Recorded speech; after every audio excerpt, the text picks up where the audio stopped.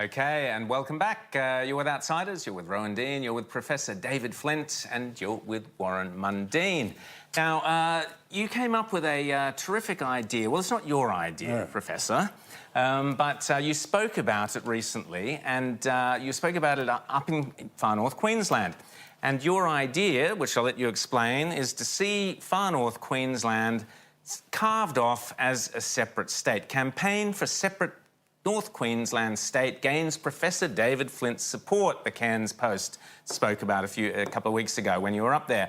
And I've got a clip here of Bob Catter talking about your idea. We'll just have a listen to that, then we'll get you to explain the thinking behind it.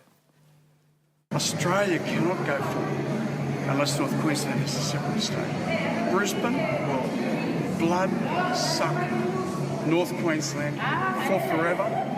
And it's not that they hate us, that we just don't exist.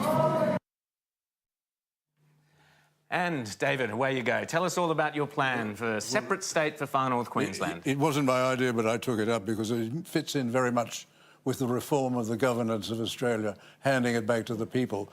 But this would mean that North Queensland would become a separate state. They have a movement called Boot Brisbane. Right.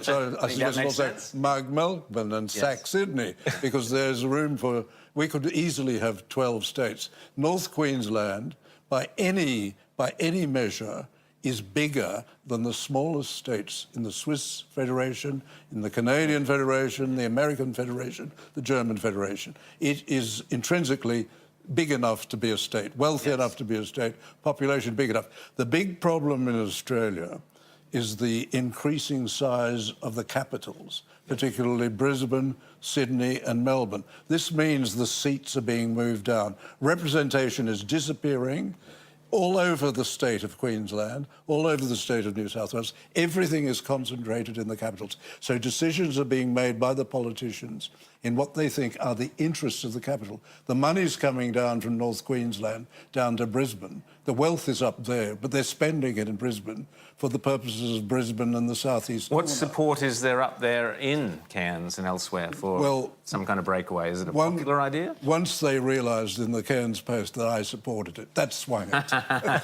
Warren, what do you make of this idea? What do you think of it?